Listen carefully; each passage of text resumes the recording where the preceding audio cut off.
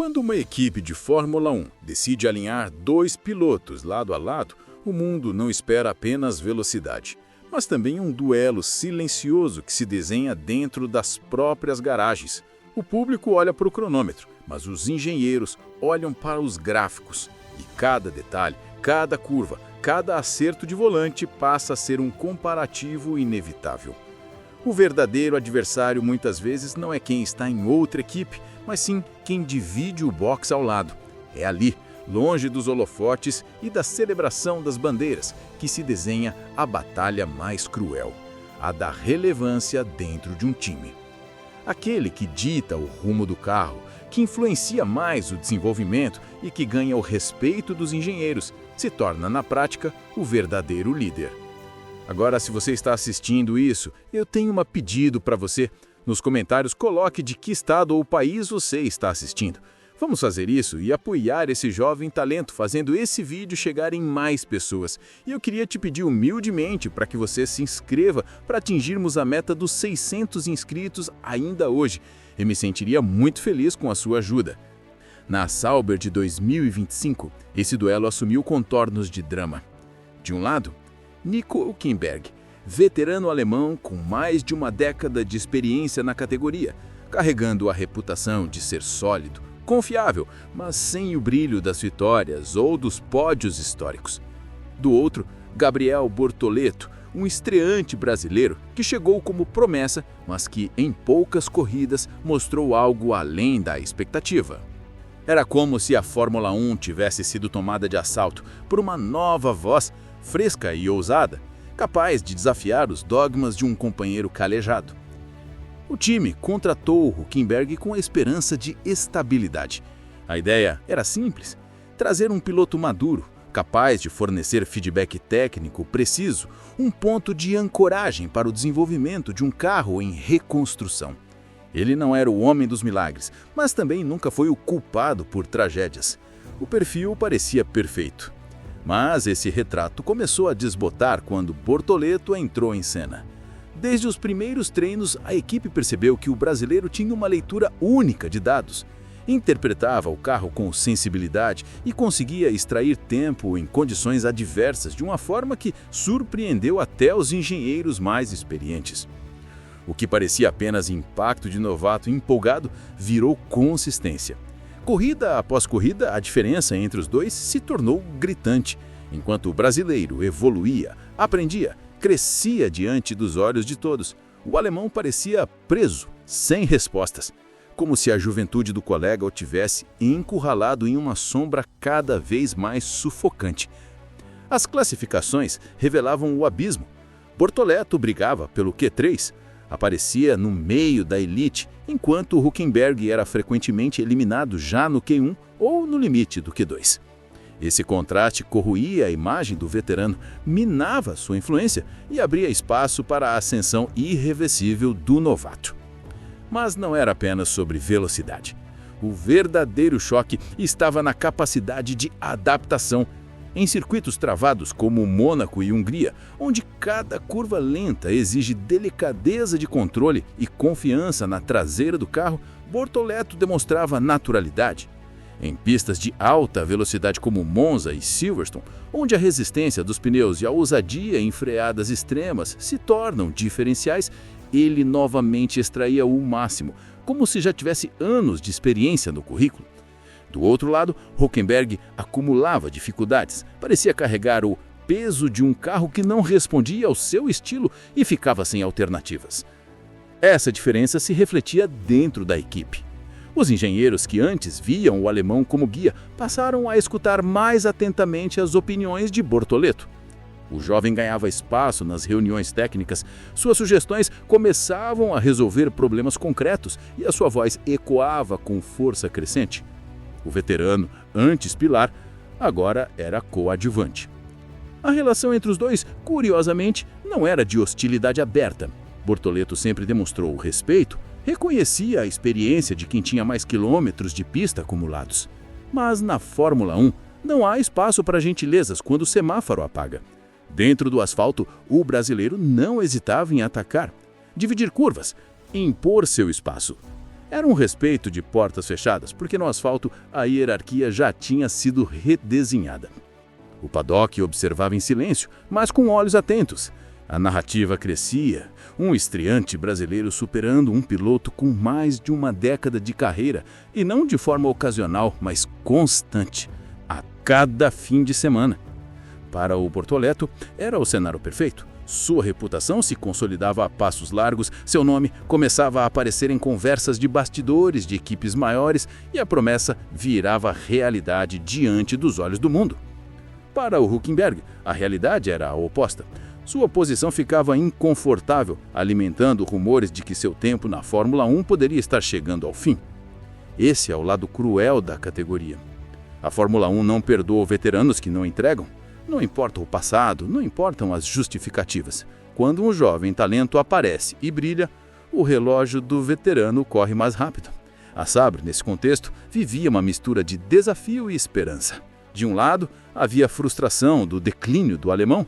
De outro, a descoberta de um diamante bruto no brasileiro. Era como se o time tivesse ganho um bilhete premiado, mas ao mesmo tempo precisasse lidar com o peso de carregar uma peça que já não encaixava no quebra-cabeças. As corridas seguiam o mesmo roteiro repetido. Bortoleto largando à frente, administrando pneus, aproveitando oportunidades, trazendo pontos. Hülkenberg preso em tráfego, incapaz de impor o ritmo, terminando em posições discretas. A hierarquia não era mais teórica. Dentro da equipe, todos sabiam. O jovem era o líder e o veterano, a sombra. Para os torcedores brasileiros, esse contraste tinha gosto de redenção. Depois de anos, sem grandes nomes na elite da Fórmula 1, ver Bortoleto não apenas competir, mas superar um piloto experiente com tamanha clareza era motivo de orgulho e esperança. Para os alemães, especialmente fãs de Hülkenberg, restava a frustração amarga de perceber que talvez o ciclo estivesse se encerrando. Essa relação não era apenas sobre dois pilotos, simbolizava o ciclo natural da Fórmula 1. Em toda geração, nomes estabelecidos perdem espaço para novos talentos. Era inevitável. A Sauber apenas oferecia o palco mais recente dessa história que se repete há décadas. O jovem representava a força da novidade, a fome, a velocidade crua. O veterano simbolizava a experiência que já não conseguia mais acompanhar o ritmo. O resultado era claro. E embora ainda havia corrida pela frente, muitos já consideravam o duelo decidido. O nome do vencedor ecoava nas arquibancadas e nos bastidores: Gabriel Bortoleto. A noite em Singapura sempre foi um espetáculo à parte. As luzes artificiais transformam o circuito em um palco, onde cada detalhe é exposto, cada erro é amplificado e cada acerto brilha mais do que em qualquer outro lugar. É uma corrida que não perdoa a hesitação, onde o calor sufocante se mistura ao desgaste psicológico e físico de 61 voltas que parecem não ter fim. É nesse cenário que Gabriel Bortoleto encara um desafio que vai muito além da posição de largada. 16º no grid, não é onde ele gostaria de estar, mas é justamente dessas circunstâncias que nascem as histórias capazes de mudar carreiras. Ao seu lado, um pelotão comprimido, todos brigando por centímetros. À frente, Nico Hülkenberg em 11º, um lembrete cruel de que a classificação, por detalhes, não mostrou a verdadeira hierarquia do fim de semana. Mas é justamente no domingo, no ritmo de corrida, que a Sauber C45 costuma revelar sua força. O brasileiro sabe disso, os engenheiros sabem disso, e é nesse ponto que mora a esperança. A classificação havia deixado claro, o carro tinha potencial, mas faltou execução perfeita. Em Singapura, a diferença entre passar ao Q2 e cair no Q1 cabe em décimos de segundo, em nuances quase invisíveis ao olho humano. O outlap, aquele giro de preparação para a volta rápida, exige um equilíbrio cruel. Forçar demais e os pneus traseiros passam do ponto, perdem tração nas saídas das curvas lentas. Forçar de menos e o dianteiro não aquece, fazendo a frente escapar no miolo do circuito. O brasileiro sofreu com isso. No setor final, o tráfego foi mais um golpe. Um carro lento na frente quebrou o ritmo, tirou a confiança necessária para frear 10 centímetros mais tarde, antecipar o giro e atacar as zebras como deveria. No cronômetro, o preço foi alto, alguns décimos que significaram a eliminação precoce.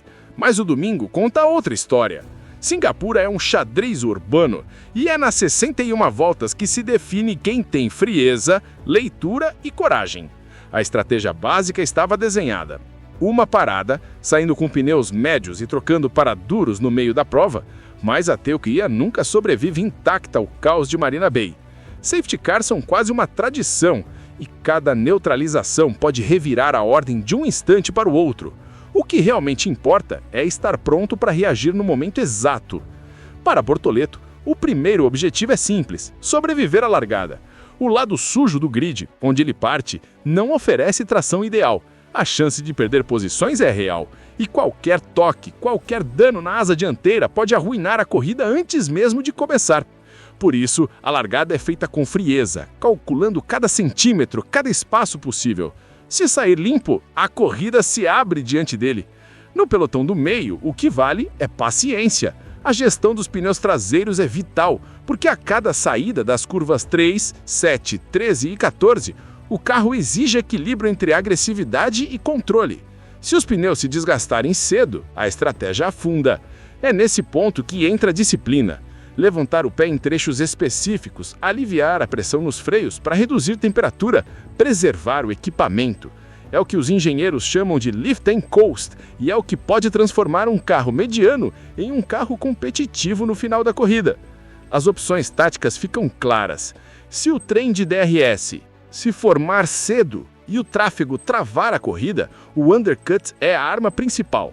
Parar antes, colocar pneus novos e forçar 2 voltas no limite, saltando rivais quando eles retornarem em meio ao tráfego. Mas se houver pista limpa, o overcut pode ser ainda mais poderoso, estendendo o stint inicial enquanto os outros gastam borracha em disputas frenéticas. Em ambos os casos, a execução tem de ser perfeita. Volta de entrada limpa, sem travar pneus, pit stop abaixo de 2,7 segundos, volta de saída agressiva, mas sem exageros nas zebras que podem comprometer o assoalho. A corrida em Singapura sempre oferece um elemento extra, o safety car. Em Marina Bay, ele quase nunca falha em aparecer. E cada vez que as luzes amarelas piscam, um novo tabuleiro se forma. É nesse momento que equipes vencedoras se diferenciam. Parar no instante certo, evitar ficar preso em congestionamento nos boxes, aproveitar o ar limpo no retorno. Para Bortoleto, a chave está em estar próximo o bastante dos pontos para transformar uma neutralização em oportunidade real.